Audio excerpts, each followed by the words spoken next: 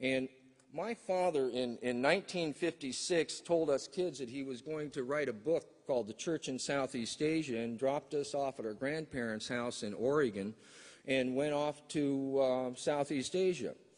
And they spent a day in Vietnam and met with Colonel Lansdale. Well, you know, I didn't really put a lot of this stuff together until about 1988, when I ran across Anthony Sutton's book, Introduction to the Order of Skull&Bones. And my dad died in 1990, and I really didn't get to talk to him a lot about it, but I was talking to my mother one day because I was really interested in this trip that they did in 1956, because I was researching CIA drugs and different things, and they had gone to Chiang Mai, Thailand. And Chiang Mai, Thailand is the second largest city in Thailand now. It's grown a great deal. It has banks, all have branches there, and it's basically a heroin city built on heroin. And I was interested in how big Chiang Mai was in '56, and so I asked my mother, and she says, well, the biggest thing in Chiang Mai was the church. And she got out her picture book and was showing me these pictures of Chiang Mai. And then my mother said, she says, and you know, that's when I stopped believing everything that was in the newspapers. And I says, well, why, Mom? And she says, well, because when they were there in Chiang Mai, there was these big headlines in the newspaper and pictures and everything talking about this big battle in Vietnam right where they had been the day before. And she said, there was no battle there. And I kind of laughed, and I says, well, Mom, what do you know about Colonel Lansdale? And she said, well, he's a handsome, charming guy. I'm sure he was. And that's what she thought of me. I says, well, I kind of laughed. I says, well, Mom, I says, we know from the historical record that Colonel Lansdale in the Philippines went out and did complete fake battles, sometimes complete with ketchup and whatnot. And so here, let's go to the next slide here. That's my mother, and she was either, you know, taking pictures or getting her picture took. And if you can see down here, guy at the shore here, that's Lansdale again, in you know, in the similar picture. And if you look at what my mother wrote on the side of the picture there, it says Eudora, that's my mother's name.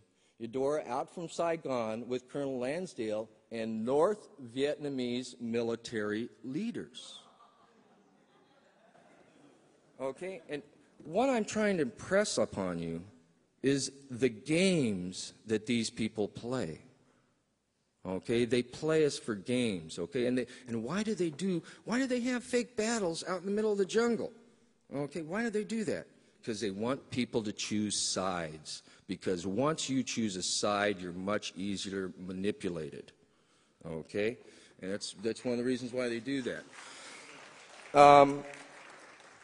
And it's very interesting, you know, what this was done in the little city Troy, Vietnam, and this was in 1956, okay? And this was right after he took over the Golden Triangle. So they start fomenting a war.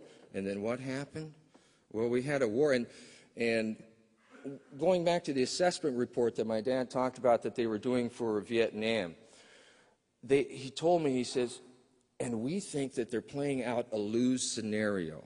And this was in the late 60s. My dad told me, he says, because, you know, in this assessment report, they say, well, if we back this faction, this is likely to happen, and blah, blah, blah, blah.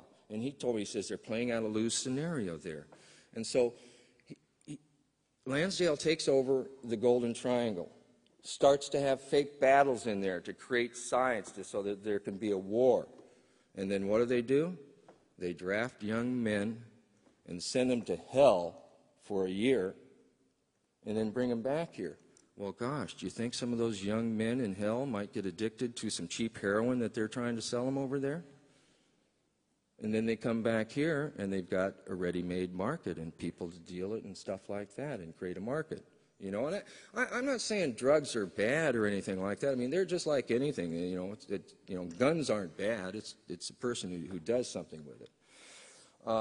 And it's interesting in this little city where this happened. The next slide. It's the headquarters of Cao Dao, which is kind of a cult. It's they have a Saint Hugo, Victor Hugo, and whatnot like that. Next slide. And it's about poppies. It's about poppies. And Skull&Bones has been in the poppy business, okay, since they began. And the people who started Skull&Bones were in the poppy business before then, okay.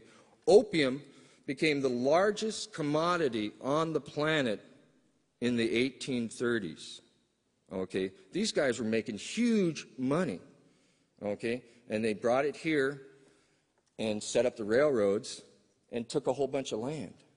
Okay, it's not by chance that Mr. Weyerhaeuser, who owns a lot of that land now, is also a member of the Order of Skull&Bones. I mean, it is just amazing. Next slide. This is a thing I put together for the CIA drug symposiums. And, you know, George W. Bush claims to have only been a member of the CIA for a year. And they named the building after him. You know, and most researchers, and I'll conclude with that, I strongly believe that he was in the CIA straight out of Yale. And there's lots of evidence to that. And one of his jobs was to coordinate the drug running and put it under a national security state. Okay, so they don't have to bring it in themselves. They can, you know, have some colonel tell some captain to tell some lieutenant to tell some, you know, colonel in private to do their dirty work for them. And then they work with the mob to sell the drugs, you know. I mean, the war on drugs has nothing to do with our health, our children, or anything like that. It has to do with keeping a black market in place so that these guys can sell drugs for 3 plants for more than the price of gold. And that is the reality of it. No ifs, ands, buts about it. These guys, you know, there's some games that they play. One of their big games, too, is war. You know, people out there probably seen the movie Skulls. And if you've noticed in there, one thing they do is they talk about war. It was always in the background in the pictures there. And Skull&Bones is at Yale University, which is in New Haven, Connecticut, if people don't know. Connecticut, for many years, was known as the arsenal of democracy. Why? Because more per capita defense spending was spent in Connecticut than any other state. Okay? The military-industrial complex started in Connecticut in the 1800s. Next slide. Opium Empire and the Global Political Economy. A very good book. If you want, you know, I wouldn't believe me. I mean, I'm just a hippie. This guy is a professor in Australia, and he's just nailed it completely. You know, and he talks about how the drug, and I would strongly, you know, if somebody wants to understand it, get that book. Next slide. Skull&Bones. They do all kinds of interesting things. This is the Supreme Court. The Chief Justice of the Supreme Court there is Morrison R. Waite. He's a member of the Order of Skull&Bones. And with 2 sentences and with no debate, he gave corporations the right of personhood. You know, I mean, they just bastardized the 14th Amendment. And that's things that, like Skull&Bones does. Next slide. Out of the same class that Morrison R. Waite came Dr. Benjamin Silliman, Jr. He's a member of the Order of Skull&Bones. He invented the crack distillation process and invented gasoline. He made the first petrochemicals from raw, what they called at that time, rock oil. Okay? And after he made gasoline and paraffin, he issued a report. And in his report he said, "Gentlemen, it appears to me that your company may have in their possession a raw material from which by a simple and not expensive process